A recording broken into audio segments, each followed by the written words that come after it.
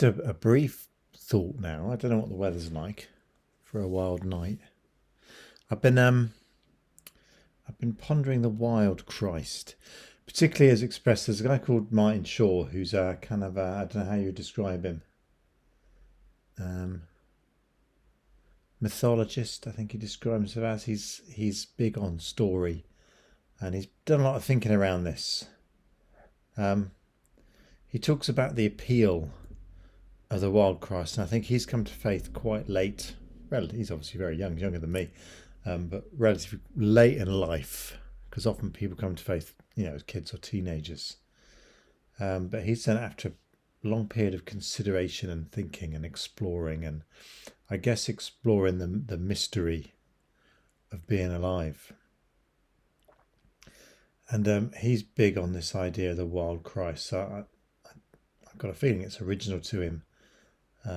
But it's there in the Bible, not this anodyne, alabaster, institutional, patriarchal Christ, but the wild one that exists on the edges. The one perhaps that you'd think more is John the Baptist, but actually it's Christ that danced between what was meant to be and what was. This is the Christ who calls us to stories of the lost and the found, of risking love, of blessing others without condition, but also shaking the dust off of our feet, calling us to the visceral, calling us to eat his own flesh. We've dressed it up so neatly, haven't we?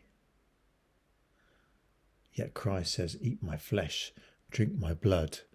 And then we're all there in our pristine outfits and our starched white tablecloths. Well, we're not, but We are literally eating our own God. It's a very visceral image. It's not at all respectable. Unless you kind of take it out, put it in silver containers. Everyone sits there respectably. And where our central meeting place, particularly for us, I guess, isn't some smoke-filled, high-vaulted temple with marble and shining stuff. It's a family table that we sit round as we eat, where the important religious people are described as whitewashed tombs. The religious faithful are called snakes. The holy men are just performing an act. This is what the wild Christ says. The wild Christ breaks away from these to a different way, where we see mystery and we see other, and we see it in the mundane, in the ordinary and the everyday. And I know that's not very glamorous. It's not an arena filled with special effects and great sound systems, nor is it a controlled, stage managed performance.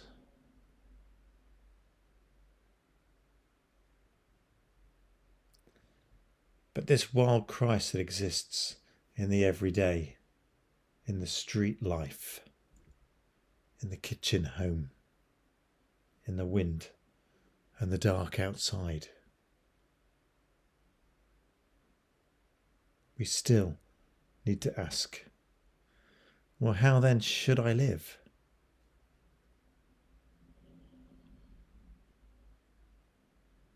This isn't to become kind of hermetically sealed. this kind of tidy little club where we meet and feel all esoteric and mystical.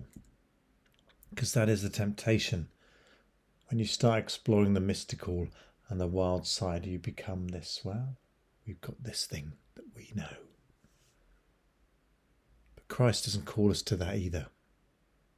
He calls us to the edges and to the margins for a reason.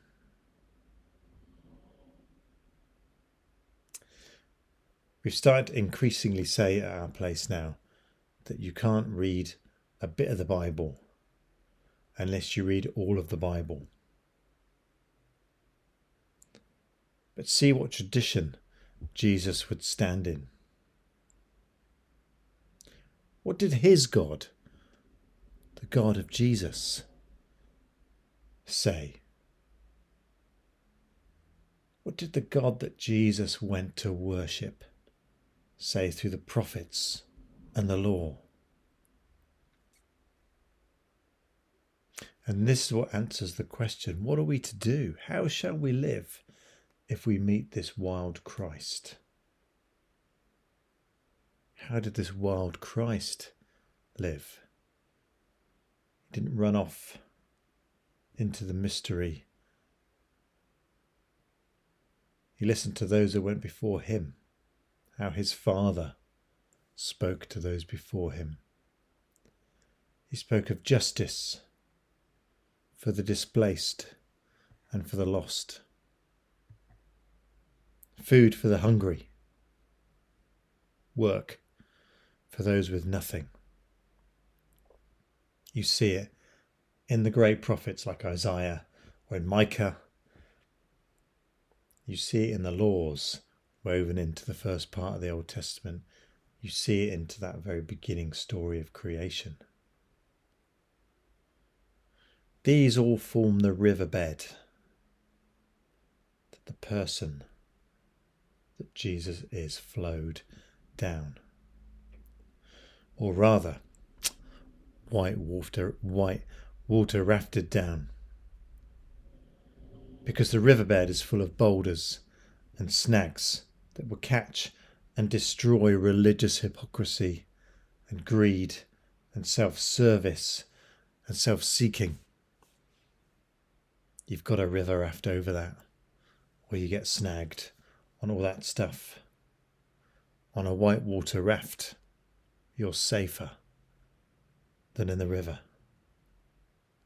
Because it is a wild ride.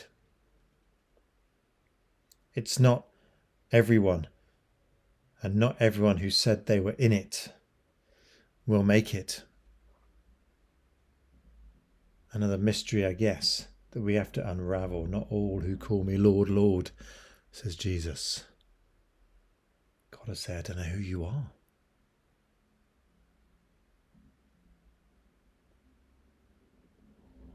The ways of justice and goodness and righteousness and love are indeed wild ways. And as we look around us, they're a bit wilder than we'd like. They're more radical than they should be. But this is the wildness, the defiance that Jesus calls us to, the wild Christ. They are indeed wild ways of reckless love, generous grace. Follow them at your peril. Good night.